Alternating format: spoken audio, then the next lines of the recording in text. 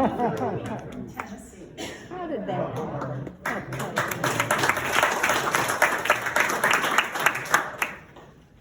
Anybody else on this side? Good morning. Hi. My name is Sunshine. I moved to Asheville about 3 years ago, and I'm just so happy to be here because I miss my congregation very, very much. From Williamsburg, Virginia, where I was there for over 20 years. My 28-year-old, I guess I joined 28 years ago, and I now know that she is my ultimate spirit guide, and she brought me to Asheville. So that I can meet River. All right. I'm calling myself River. My actual name is David. I originally from New York City, have spent 30 years practicing law in the Adirondack Mountains so that I could pay for other fun things like the fact that I'm a licensed canoe river guide in New York State, and like playing on the rivers around here. For two people, we have 2 canoes and kayaks, so really enjoy cooking. Grew up in a Jewish tradition, and am searching at this point in my retired life. We live in Asheville, and are glad to visit here and be so welcomed already. Thank you. Welcome.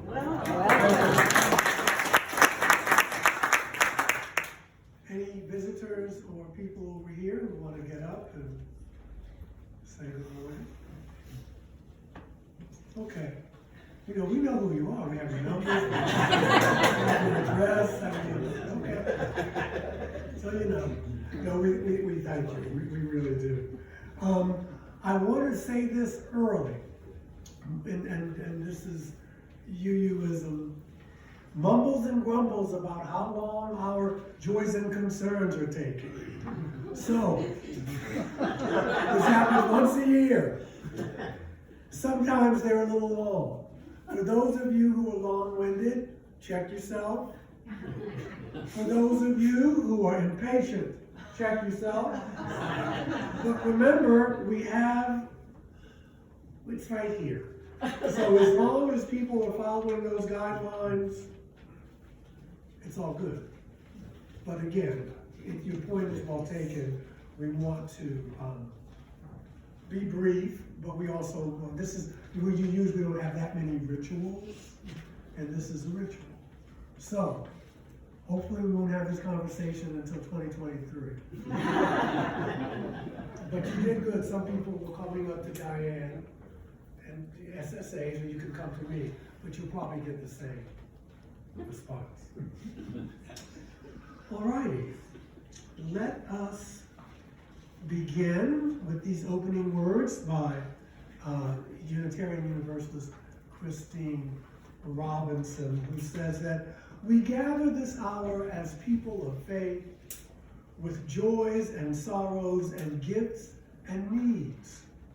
We light this beacon of hope, sign of our quest for truth and meaning, thank you, in celebration of this precious life that we share together. And so I invite you, if you would, to sing with us. We have an introduction for this wonderful hymn. Some of you may be familiar with it from Sweet Honey in the Rock, but the maestro here will give us an intro.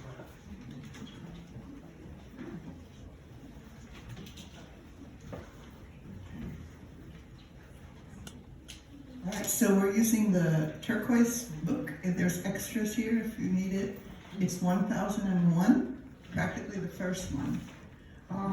And I just want to say that this has wonderful words according to our theme today, Ancestors, written by the Senegalese Birago Diop, and the music by Issei Barnwell of Sweet Honey in the Rock.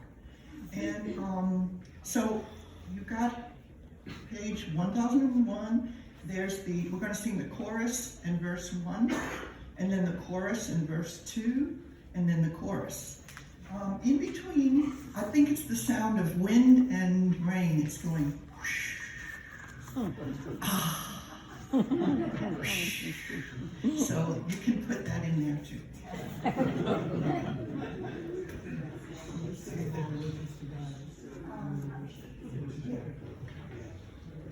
Please rise as you are willing and able, and let's give this a shot. I'm gonna wake you up this morning.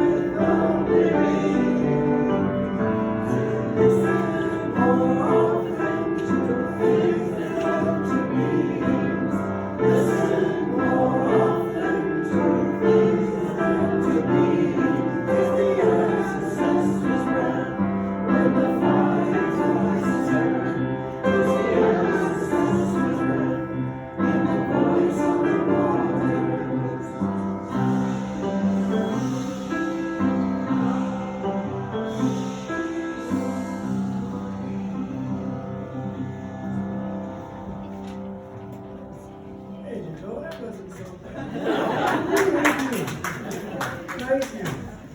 Very good. Very, very good. Okay, our responsive reading this morning, ladies and gentlemen, is number 721 in the back of the gray hymnals. We'll read it responsively. Number 721. It's called They Are Still With Us. In the struggles we choose for ourselves, in the ways we move forward in our lives and bring our world forward with us. It is right to remember the names of those who give us strength in the joys of living. It is right to name the power of hard lives well lived. We share a history with those lives. We belong to the same motion. They too were strengthened by what had gone before. They too were drawn on the vision of what might come to be. Those who lived before us, who struggled for justice and suffered injustice before us, have not melted into the dust, and they have not disappeared. Still, the lives they lived hold us steady. And their words remind us and call us back to ourselves. Their courage and love evoke our own. We, the living, carry them with us. We are their voices, their hands, and their hearts. We take them with us, and with them choose the deeper path of living. And you may call to mind silently to yourself the names of those who have influenced you.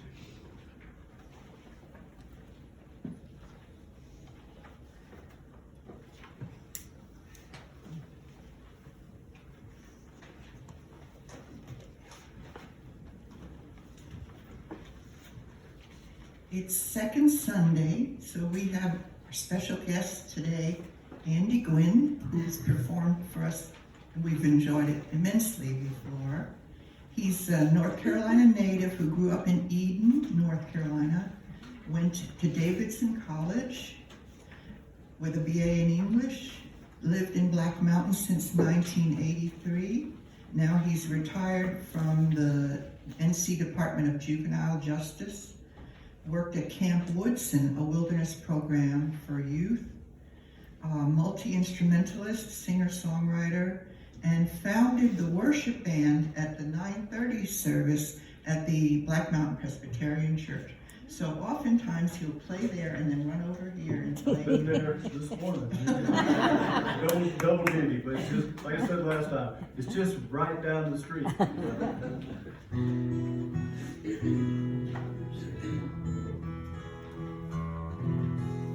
Well, when I heard that the theme was going to be based around ancestors, this morning I wanted to do for music a couple of African American hymns because they are truly my musical ancestors. So this first one is called "I Shall Not Be Moved," and it was, it's an old spiritual and traditional. Mississippi John Hurt made it very popular, and it was also used as a protest song during the civil rights movement in the 60s.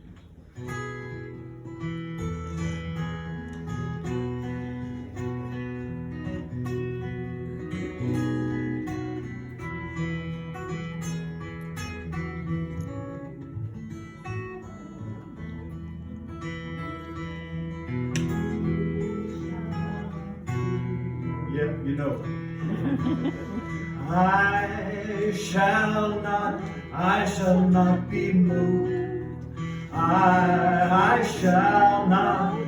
shall not be moved, just like a tree that's planted by the water. I shall not be moved. I'm on my way to heaven. I shall not be moved. I'm on my way to heaven. I shall not be moved, just like a tree that's planted by the water. I shall not be moved. Oh, preacher, I shall not be moved. Oh, preacher, I shall not be moved, just like a tree that's planted by the water. I shall not be moved.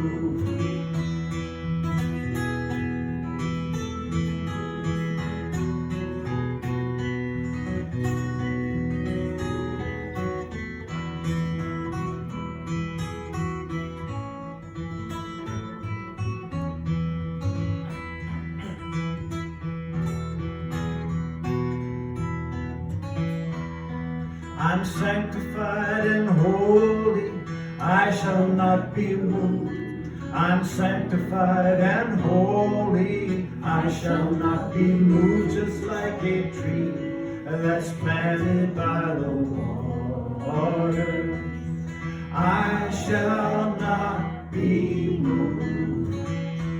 Oh, I shall not be moved. I shall not be moved, just like a tree that's planted by the water. I shall not be moved, just like a tree that's planted by the water. I shall not be moved.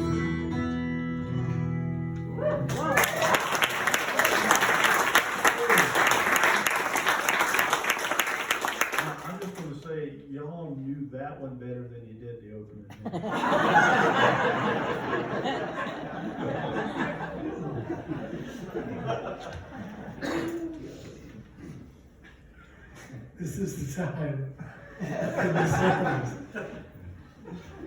when we invite you to come and share a joy and concern. Oh, we just had a little word about that, didn't we? Again, just, we're adults. Do what you need to do. The mic is on. The floor is yours. And please, come and share.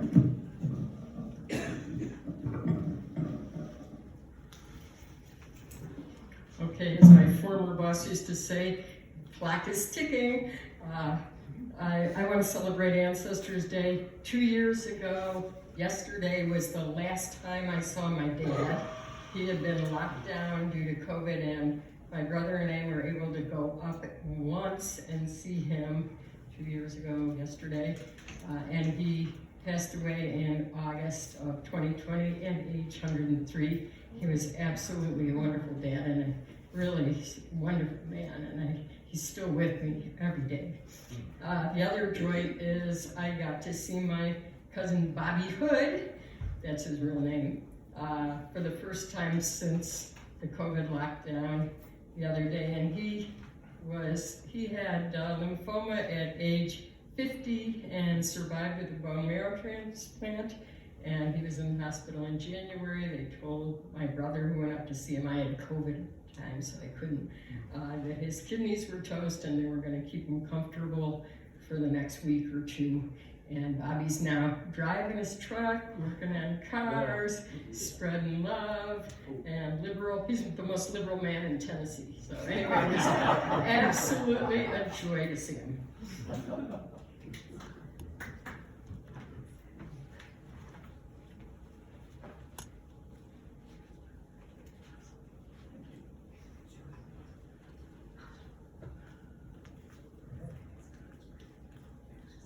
This is simple.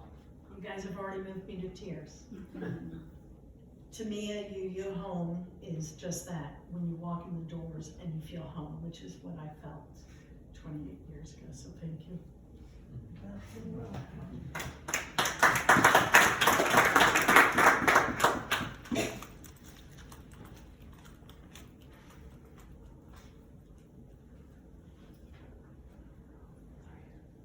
Hi, my name is Joy.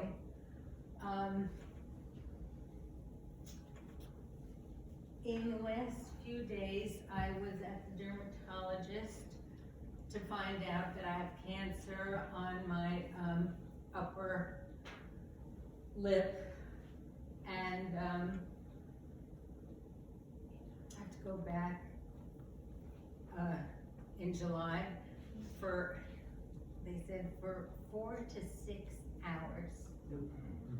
I can hardly wait. So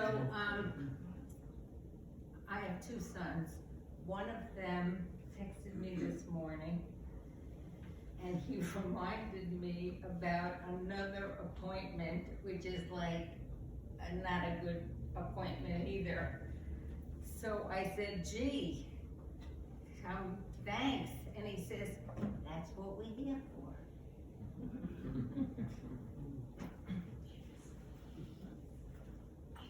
Hello, I'm Chris, and I have a joy for anyone who loves musicals and musical theater. There's a young man up for a Tony tonight named Miles Frost, 22-year-old from Baltimore, Maryland. And he's simply amazing. I saw it 3 times. And when he sings Man in the Mirror, it just gave me so much hope for change and positive things in the future. So thank you. So root for Miles Frost tonight again. I'm lighting a candle for joy because 2 of our good friends just joined this church last Sunday, Susan Moore and Alan Maddox, who are right back there. So please welcome them as new members.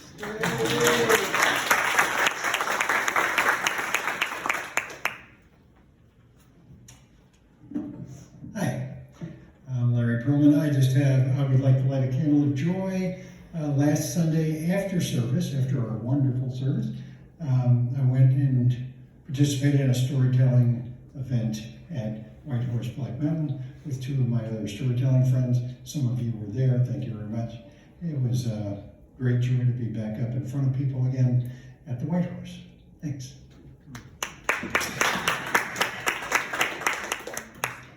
Hi, I'm Anna Marcel de Armanis, and my joy is also Ray's, except he's too tired to come up.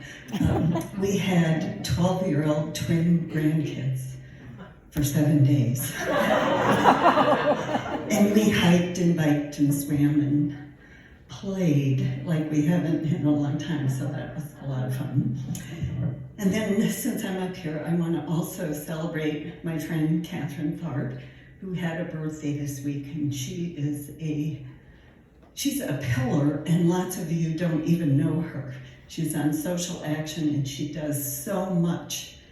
She's helping us with the Afghan family. She's the person who gets out the vote. So celebrate Catherine.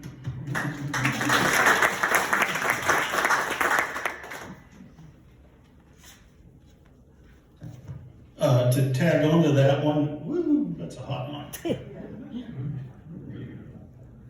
A little bit further. My daughter, who lives 5 houses down on 4th Street, recently made me a granddad for the first time. So, I'm very happy about that. Juniper Jean Garrity was born on May 14th.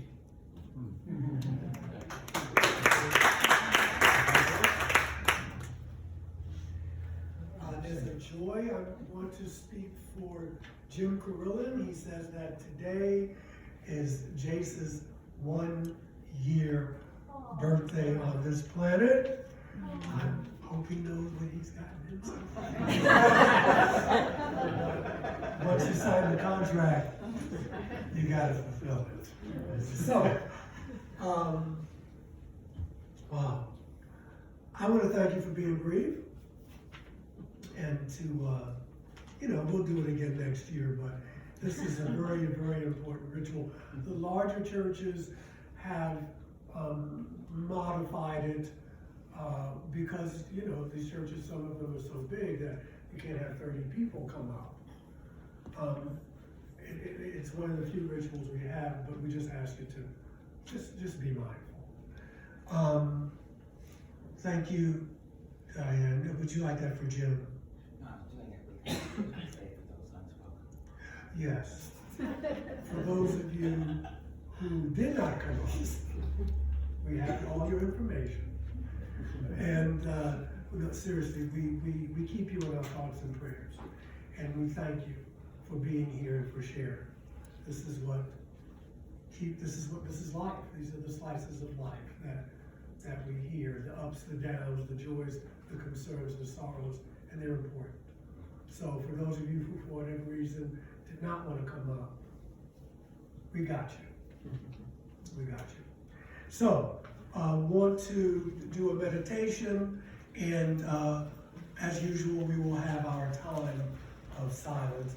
I had to leave to pick up the bad jokes that I have to tell you before the sermon. I left them on my desk. Oh, no. So, yeah.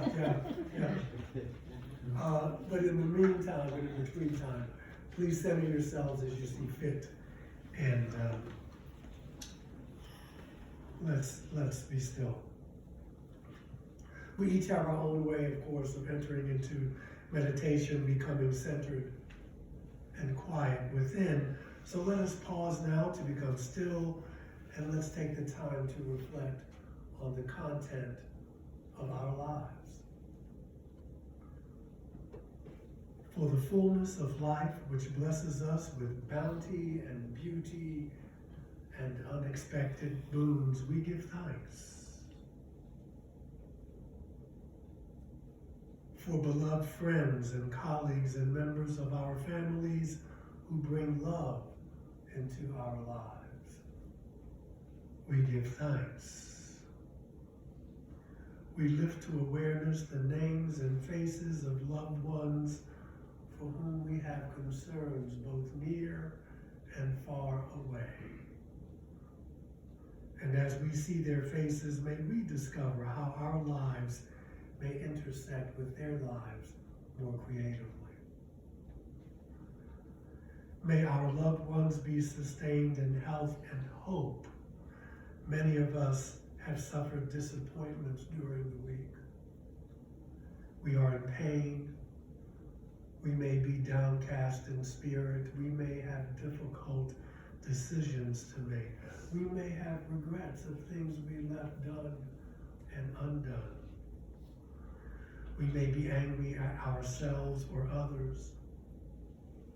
We lift to awareness our very personal yearnings and our desires and our needs. May we be open once again to the graciousness of life.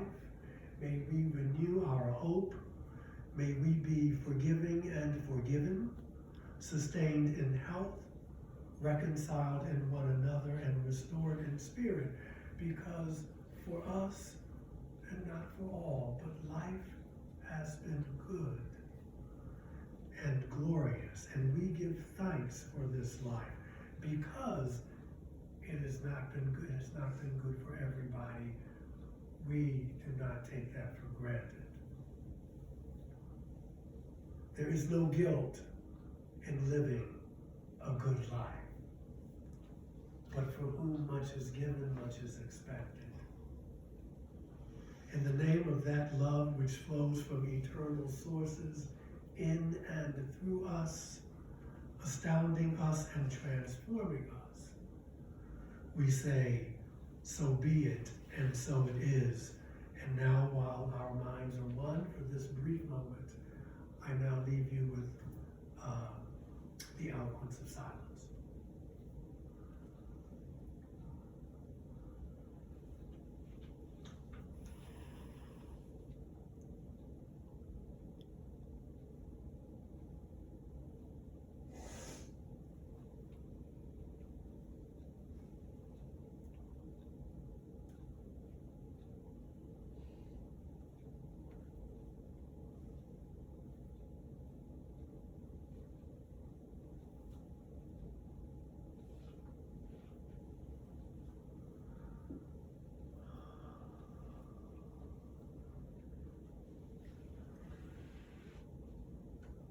And so it is.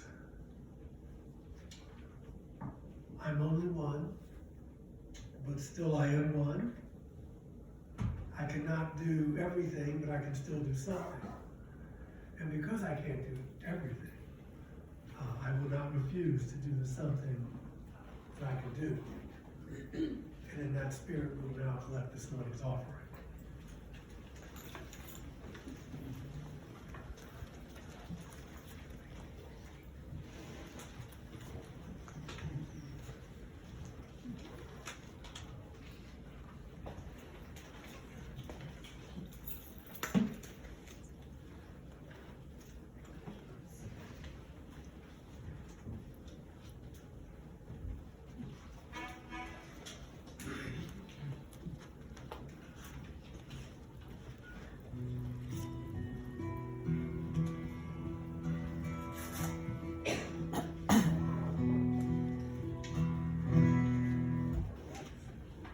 Who remembers party lines?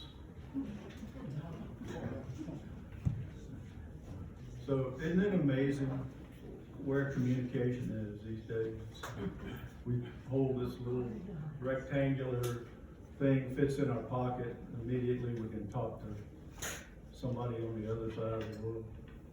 Party lines, back when I was a little kid, we still had a party line.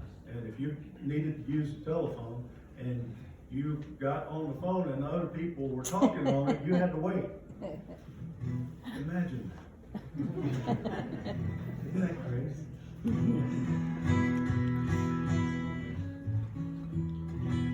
So this song, Jesus on the Main Line, does not refer to Jesus being addicted to heroin.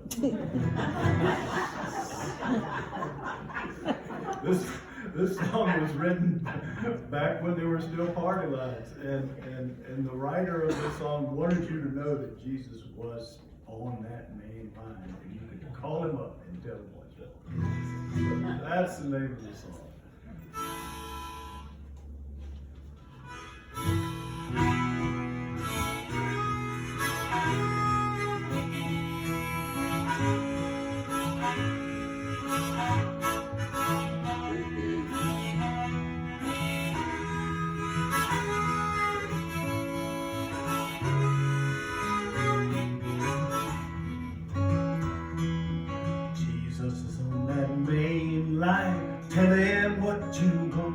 Oh, Jesus is on that main line. Tell him what you want. Jesus is on that main line. Tell him what you want.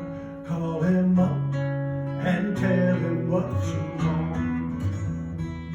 His line ain't never busy. Tell him what you want. Oh, his line ain't never busy. Tell him what you want. His line ain't never busy. Tell him what you want. Call him up and tell him what you want. Now if you want his kingdom, tell him what you want. Oh, if you want his kingdom, tell him what you want. And if you want his kingdom, tell him what you want. Call him up and tell him what you want.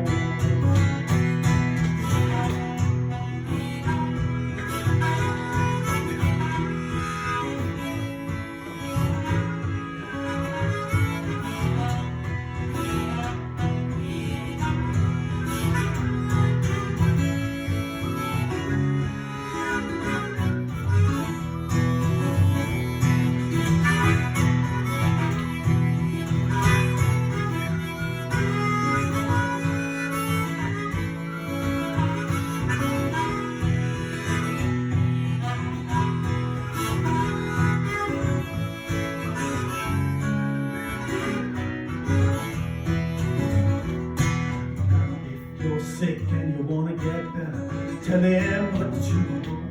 Oh, if you're sick and you wanna get better, tell him what you want. Oh, if you're sick and you wanna get better, tell him what you want.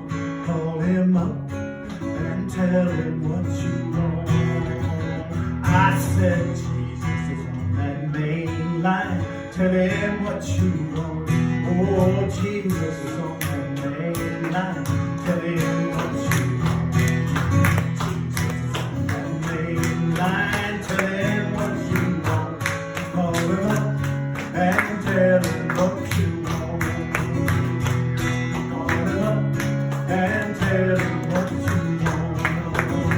Call him up and tell him what you want.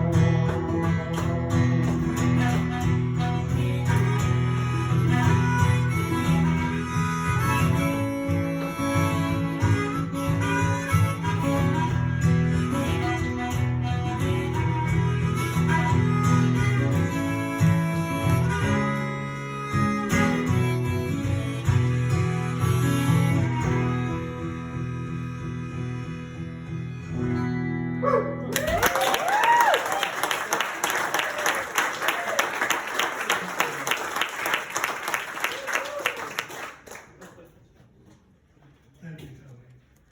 Thank you. And thank all of you for your generosity. Okay. Let's talk about ancestors. Oh no, let's talk about bad jokes first. So as you know, I like to give you the names of these people who gave me these jokes, so if you have anything to say to them, you can do this. This one is from the Reverend Dr. Larry Perlman. Sam and Abe grew up together, loving baseball. They played Little League Baseball in the Babe Ruth League in high school. And they played college ball together, and even played up to the minor league A level for the Asheville Tourists. And when their playing days were over, they continued to talk baseball. They were students of the game. And they read about baseball, and they, of course, watched the games together. When they were 80, Abe said to Sam, we're not going to be here forever. I mean, we're going to be dying soon, sometime soon. Isn't that a happy little hummer to start there? Anyway, but it's true, and we should make a pact. Whoever dies first will find a way to come back and tell the other one if there's baseball in heaven. So 3 years later, Abe died. He crossed over. And the next night, Sam was in bed when he heard, "Psst, Sam." Sam. And so He sits up in bed, he jumps up, he says, "Hey, is that you?" He says, "Yes, Sam. I remembered our pact, and I have good news, and I have bad news." And he said, "Okay, well, what's the good news?" He said, "The good news is that there's baseball in heaven." And and what's the bad news? You're pitching.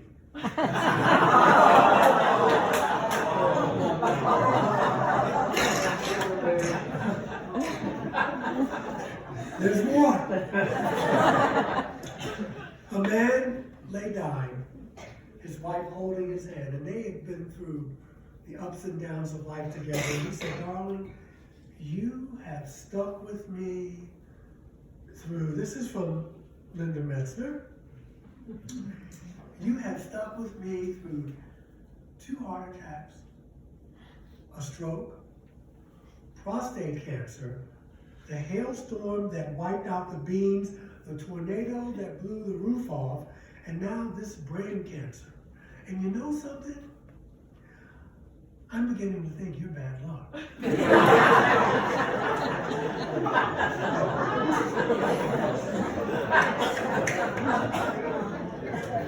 One last one. I know you love it, you love it. We do. This is from Dr. Perlman.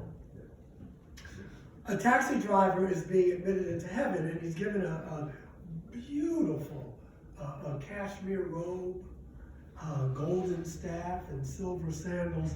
And the next person in line is a UU minister who's given a simple linen robe, a wooden staff, and plain sandals.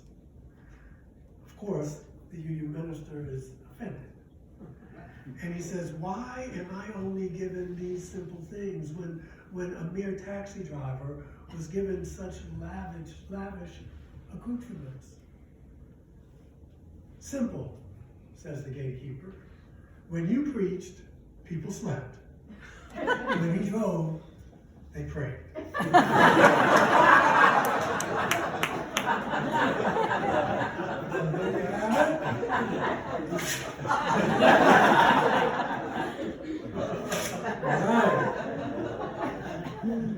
I thank you for these, yes, wonderful.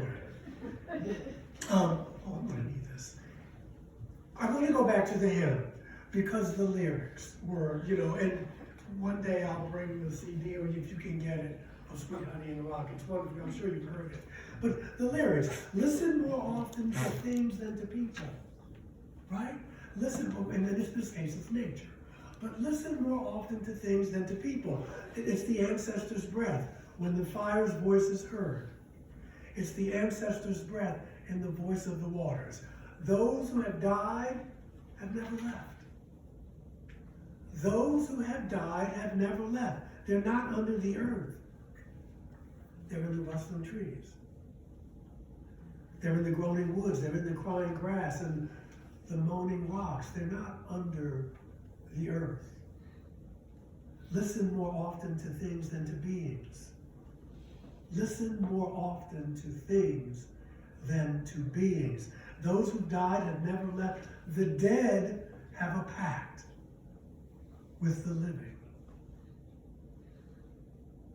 Imagine that. The dead have a pact with the living. They are in the woman's breast.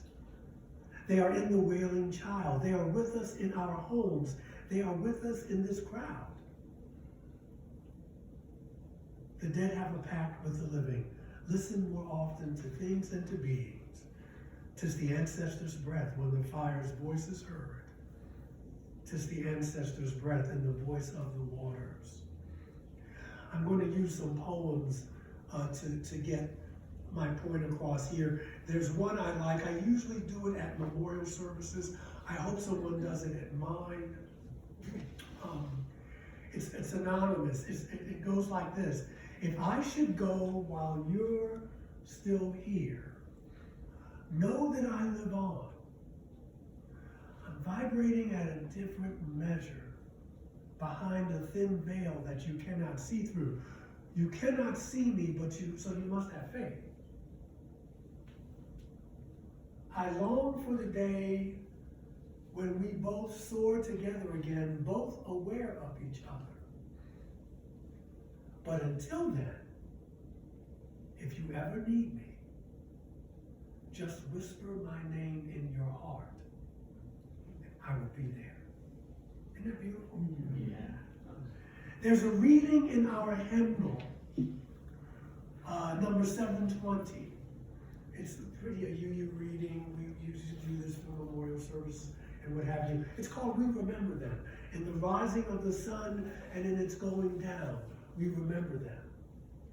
In the blowing of the wind and in the chill of winter, we remember them. Don't worry, I'm not going to read the whole thing. In the opening of buds and in the rebirth of spring, we remember them.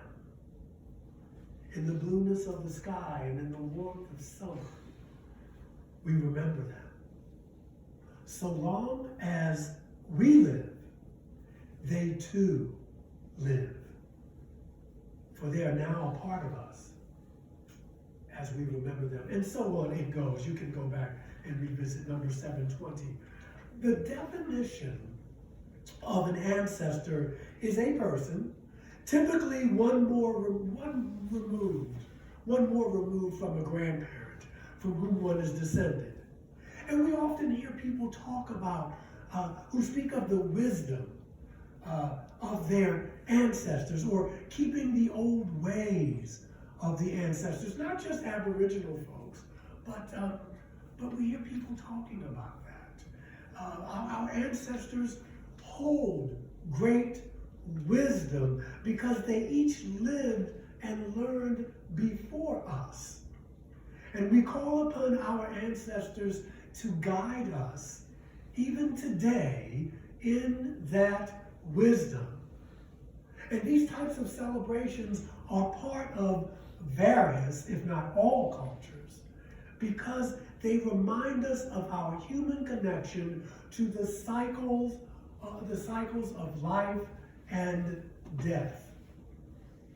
And this can be a powerful, very powerful, and profound way to stay centered and cultivate your inner life.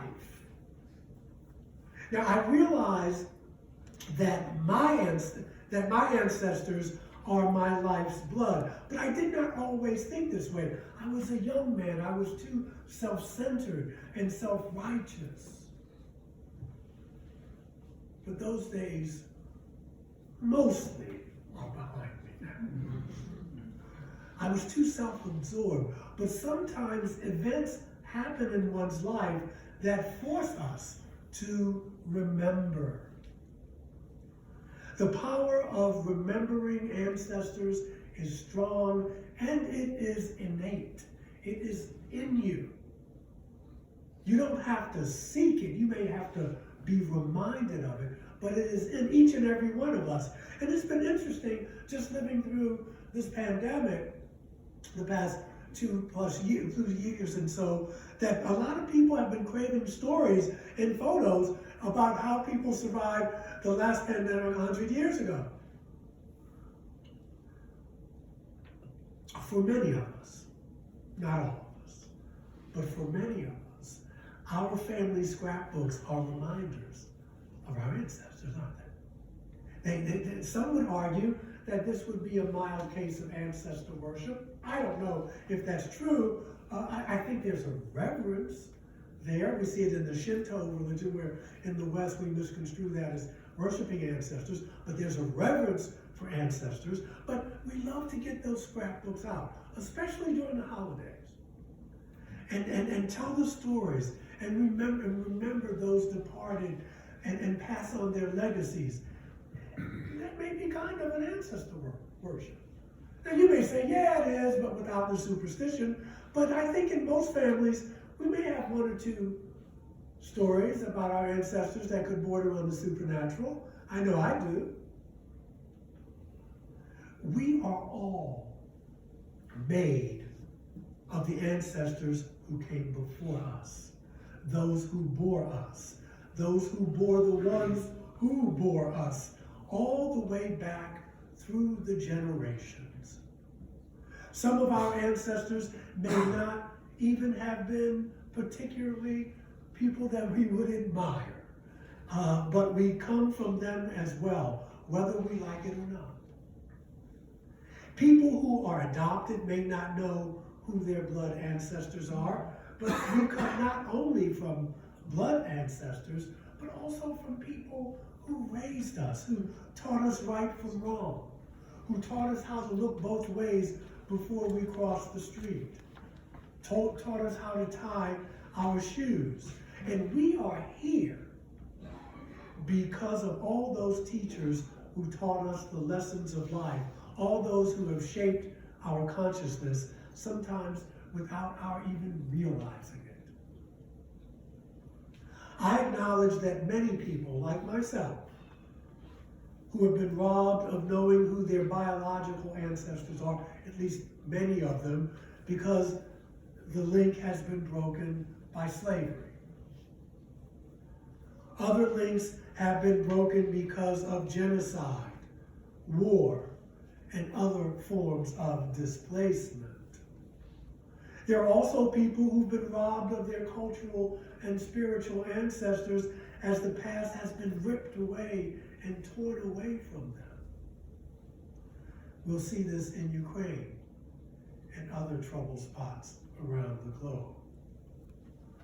There are people, like myself, who honor and receive guidance from our tree ancestors, from our ocean ancestors, from our mountain ancestors, and for me especially, our star ancestors. I also came to realize that we can adopt whoever we want as an ancestor. And this means you get to adopt people you admire. There are people who are my spiritual or intellectual ancestors. Carl Jung, for instance, Dr. King, Joan of Arc, for me, Miriam, Jesus' mother. They're my intellectual and spiritual ancestors. And there are others, historical figures, writers, and artists who have influenced you or me and shaped you, encouraged you. You can adopt them as your ancestors. Being a parent myself, at this time in my life, I think sometimes, and I can imagine no greater sorrow than a child's death. And as many of you know, my brother was murdered. And so it seems to be against the natural order of things to outlive your children. And I often think about the pain my stepfather and mother still endure after my brother was murdered. But I think of Marcus Aurelius, and death smiles at all of us. And all we can do is smile back. We honor our ancestors by acknowledging the lives they lived and the sacrifices and joys that they experienced in their lifetimes. As long as the cords of memory shall lengthen, we honor them by remembering them. Another way to honor our ancestors is remembering that one day we will be the ancestors. And it's not something you want to consistently dwell on. But it's nevertheless true, whether we like it or not. And so we are, you and I, inevitably the ancestors of all who came after us. But to me, there's something reassuring about that. The respected saints and avatars and sages of our time and time gone by, they were human beings, just like you and I. Okay, with wounds and foibles, and they messed up. They were bossy and afraid at times, and they hurt people intentionally and unintentionally, just like we do. It's okay. In the meantime and in between time, we need, for instance, to take good care of our bodies, because whether you believe it or not is really not the case. It doesn't matter, but it's our bodies whether or not you believe it's the fruit of former lives lived by us, we're definitely the fruit of former lives lived by others. And so my life is the fruit of all my ancestors' lives, and so is yours. And so it's not to waste all the lives that have been donated to my life. I try my best to take care of this as long as I'm going to need it. I do attempt to take care of myself. I do attempt to be fully present. I at least make the attempt. I try to develop my compassion for this life and those I share with it. I try not to make the mistakes my parents made with me, realizing that there's no instruction manual for parenthood. And I can't blame them for my life. I have it, and what I do with it is up to me. Dysfunction notwithstanding. I'm trying to be a good ancestor. Serving has always been important to me, and I know it is with all of you here. So what I'm saying regarding the topic of ancestors is that I, Michael, like you, will be an ancestor to all who come after me, and not only to my own blood descendants or people who knew me. And they will be ancestors to those who follow them.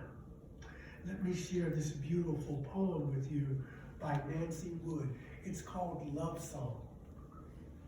She writes, I shall see you again if the world lasts, even though you are gone from my sight. My breath creates new life for you now that we are apart and the universe lies here in the ashes of my memory. I shall see you again if the world lasts, in the nighttime sky where even the separated stars move together in the same direction. As the moon follows sun, so shall I follow you across our star-lined path, the one we created together. Don't you remember it?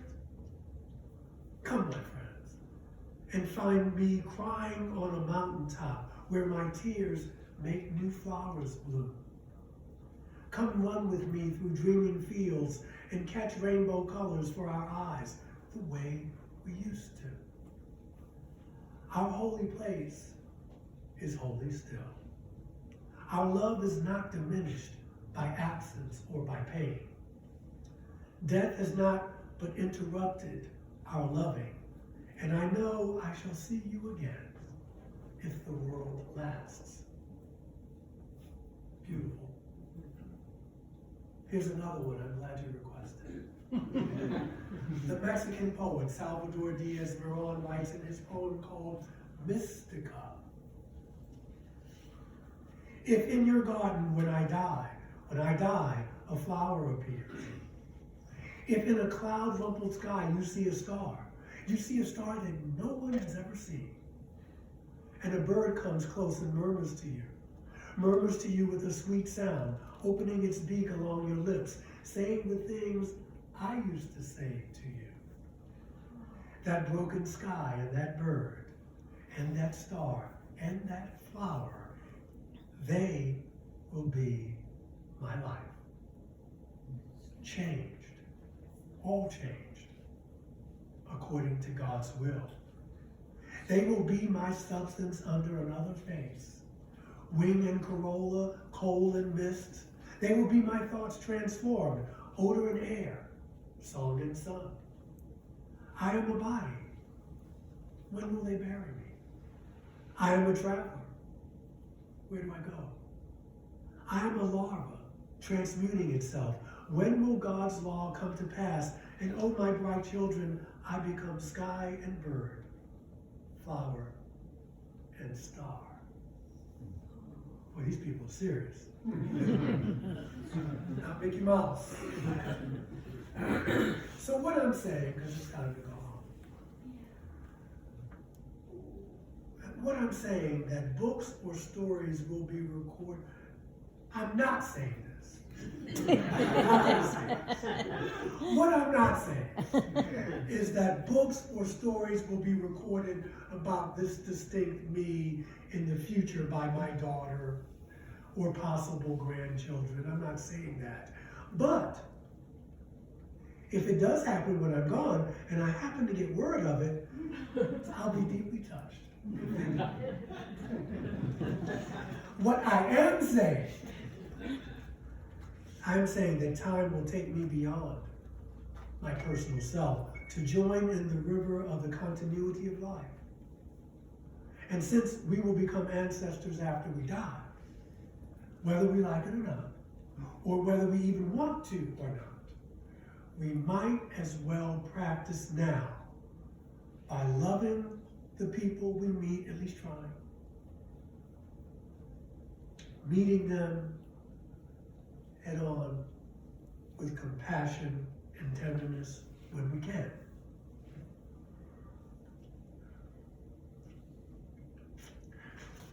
And I want to thank all of you for being my ancestors.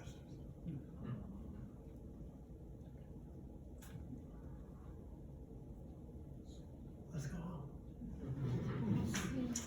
Please enjoy and singing our closing hymn. I cannot think of them as dead. This is another new one. Don't worry about it. I played through one time, so you Yes. can hear it. Tried some new things this morning.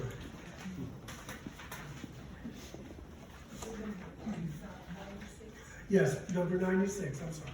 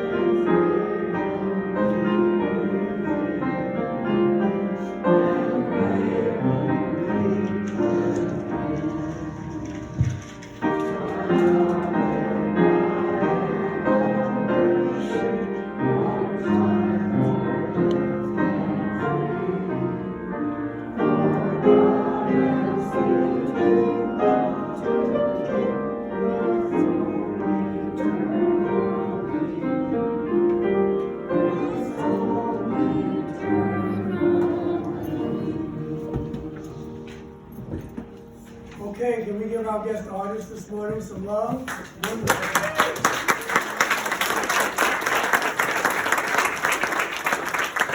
not forget Maestro, Linda.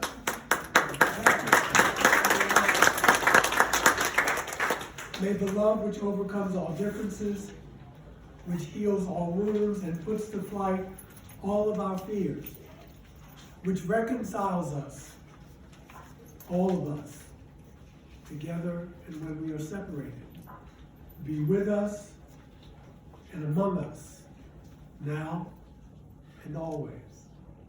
Have a wonderful afternoon.